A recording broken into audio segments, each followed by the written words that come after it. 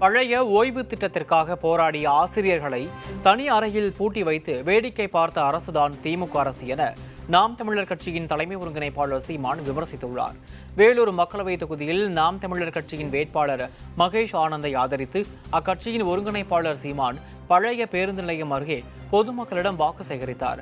அப்போது பேசிய அவர், நியாயமான கோரிக்கைகளுக்காக ஆசிரியர்கள் மற்றும் மருத்துவர்களை வீதியில் போராட விட்டது திமுக அரசு என குற்றம் சாட்டினார். கொரோனாவிற்கு பிறகு செவிலியர்களுக்கு பணி நிரந்தரம் செய்வதாக உறுதியளித்துவிட்டு திமுக அரசு அவர்களை ஏமாற்றிவிட்டதாக சாடினார்.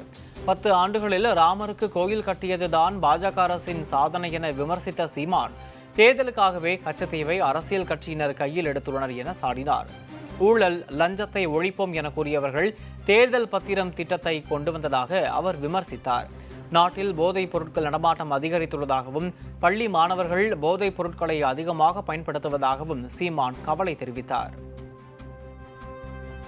செவிலியரும் போராடினார்கள். போக்குவரத்து தொழிலாளர்கள், ஓய்வற்ற தொழிலாளர்கள் வீதியில் வந்து போராடினார்கள். ஒரு நாள் 2 ஆண்டு இல்லை, ஒவ்வொரு ஆண்டும் போராடுகிறார்கள். போராடுகிற போராட்டக்காரர்களை ஒடுக்குவது, வழக்கு போடுவது, காலத்தை நீட்டிப்பது, கடத்தி விடுவது, இதிலேயே இந்த அரசு கவனமாக இருந்ததை ஒழிய அதை கவனத்தில் எடுத்து தீர்க்க எந்த முயற்சியும் எடுக்கல.